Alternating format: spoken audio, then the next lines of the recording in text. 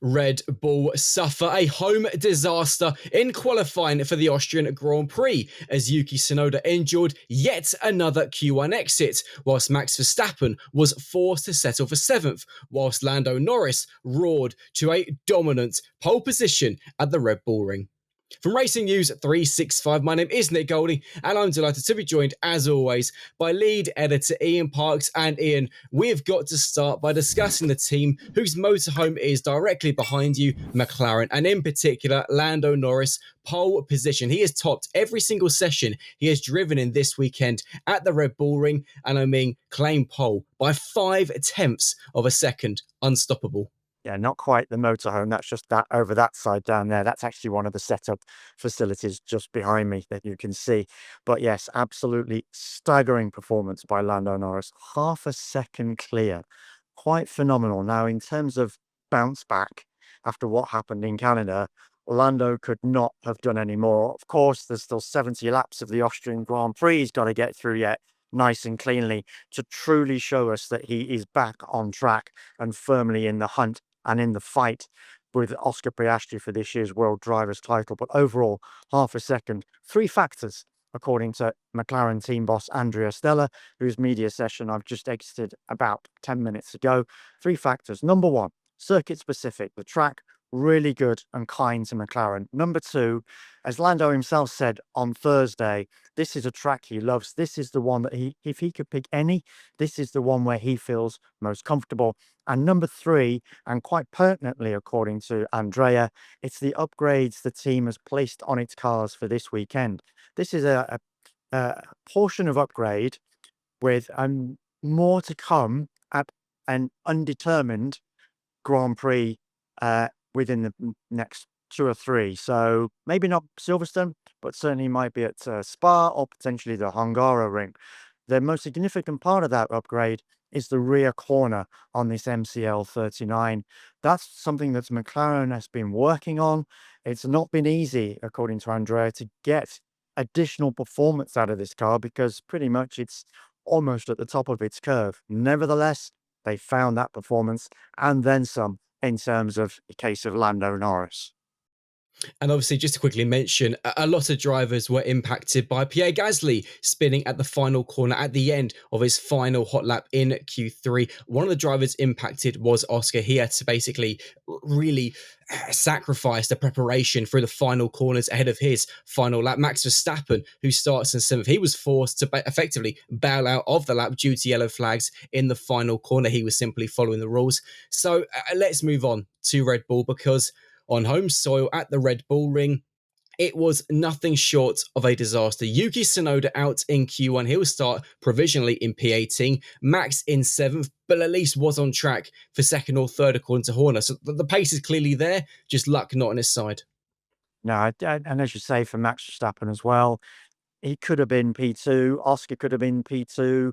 Lewis Yeah. Hamilton said he could even have been P2, but he had a massive snap in turn 6. But as you say, we'll get on to Ferrari in a second in their improvements from Friday into Saturday. But Red Bull, yes, Yuki Tsunoda, oh my goodness me, another disastrous Saturday for him. He was really down, quite naturally, when we spoke to him in the post-qualifying media pen. Really at a loss to know what to do. In particular, he mentioned he referred to a comment where about the narrow operating window of this Red Bull. And I asked him particularly, is this the narrowest operating window you've ever experienced in a Formula One car? Bearing in mind, of course, his time with the sister team over these past few years. Yes, was his clear and definitive answer. So once again, it gives you some idea as to just how tailor-made this car has generally always been around Max, and how Max's teammates have more often than not struggled with it. Now we've got Yuki really struggling with it, trying to find this operating window, as he's talked about, and almost non-existent for the most part of his time so far. And this, of course, is his 9th Grand Prix with the team, and he's, well, it's just been from lurching almost from one poor performance to another. He did feel that he has been starting to get on top of things a little bit, but this is a massive setback for Yuki Tsunoda. He was asked whether it could lead to another pit lane start for him, because we know he's had a few of those quite recently, maybe to try and change setup, and also just give him that little bit of breathing space on that first lap in particular, because as we know, going into turns 3, turns 4, prone to incidents. Look at F2. Look Honestly, at yeah. F2, folks. Just what happened today in the sprint race in F2. We had a massive pile up in turn 3. And then on the last lap of the race, we had a second massive pile up in turn 3. So try and catch those on any kind of video if you can find it. But it just gives you some idea as to what can unfold at any given time around this circuit if the cars are tightly bunched. So will Yuki start and have another pit lane start? Only time will tell. I'm going to borrow my good friend Nick Golding's phrase there. We will see. He doesn't really want to, in all honesty. He wants to be in the mix on this occasion, but Red Bull might overrule him on this occasion. And as you pointed out, the F2 sprint had so much chaos at turn 3, as we've seen in F1 over the years. So overtaking and things can happen in this race. So even for Max in 7th, it's not over yet because his race pace looked good. The one thing to point out, though, is that Lando was so dominant in qualifying. He actually had the fastest. He was the fastest in each sector. I've not seen that this season. I don't think at all. So just And that's highlights. tough around this track as well, Nick. It's really tough, really tough. And anyway, one team though that pushed, believe it or not, Lando the hardest, despite still being 5 tenths adrift, was Ferrari. Charles Leclerc joins Lando on the front row, Lewis Hamilton in 4th. And after coming out of Friday, where both drivers seemingly weren't too convinced with the upgrades, looked to be in a really difficult position as well at the end of second practice. Both drivers all of a sudden, after qualifying, praising the upgrades and seemingly the happiest, I would say, I don't know if you'll agree, both have been all year. Most definitely. And Yeah. quite rightly so that they should praise the upgrades, because yes, we discussed them on Friday post practice, and it looked like for all the world, like, hold on a second, are these upgrades going to do Ferrari any good? I mean, this is an entire new floor concept we're talking about on these SF25s for this weekend for both Charles and Lewis. Very, very difficult Friday. Maybe it was just teething problems, but whatever it was, overnight improvements have worked their magic, and both Charles and Lewis really happy. Lewis in particular, just 0.09, 0. Hold on, 0.090 seconds behind Charles. That's one of the closest he has been Yeah. in terms of his teammate. We know Charles is a great qualifier. That's the best qualifying performance by Lewis Hamilton for a Grand Prix this season. Previously he'd been 5th on 3 occasions, and that's his best qualifying performance since Singapore last year. So it just gives you some idea as to just how difficult it has been for Lewis Hamilton. Can he be on the podium? He's not had a podium yet this season. It's his longest run at the start of a season, 10 Grand Prix now, without a podium for Lewis. His previous Wow. worst, that was 9 last year when he was with Mercedes before he finally finished 3rd in the Canadian Grand Prix. Still a tough ask for Lewis, bearing in mind the 3 drivers who are ahead of him on the grid.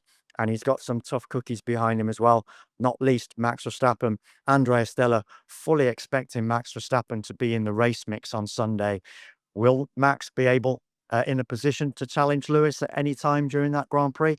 We'll have to wait and see, of course. But it promises to be, I think, quite an enthralling Grand Prix, given the cars that we have on the grid as they stand right now.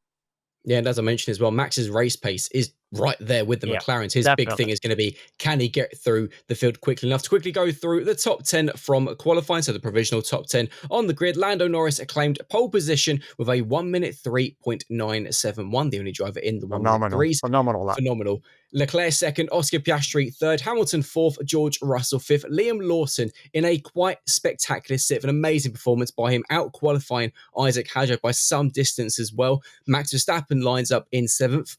Gabriel Bortoleto in an equally incredible eighth, a stunning performance by the rookie. Kimi Antonelli ninth, Pierre Gasly in P10. Ian, very quickly to round things off, Mercedes, it's been a very hot day in Austria at the Red Bull Ring. It's going to be even hotter on Sunday, and it's fair to say it's hurting the Silver Arrows.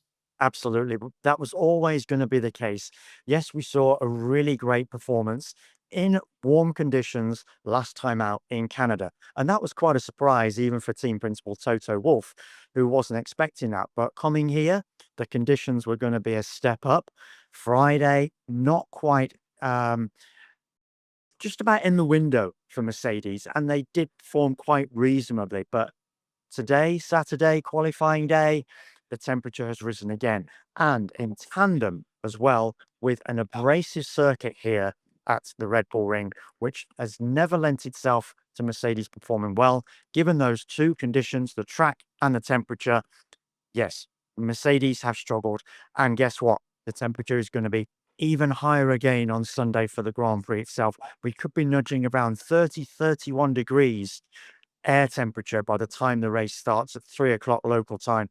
That most definitely is not going to suit the Mercedes at all. I asked George in his media pen session as to what he felt he could do given the conditions, and he said he'd be happy to finish where he starts that Grand Prix. So low expectations for Mercedes going into Sunday.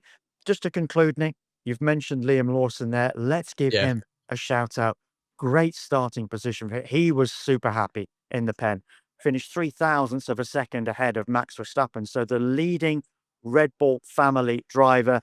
Yes, of course, extenuating circumstances in Max's case, given as we've discussed what happened with his aborted second run in Q3. But nevertheless, quite a tonic for Liam Lawson. He feels now this, or he's hoping, not that he feels, he's hoping when I asked him the question, he's hoping that this could just be a turning point in his season. He's getting so much more accustomed to the team. He's getting so much more accustomed with that car. So onwards and upwards for Liam Lawson, perhaps.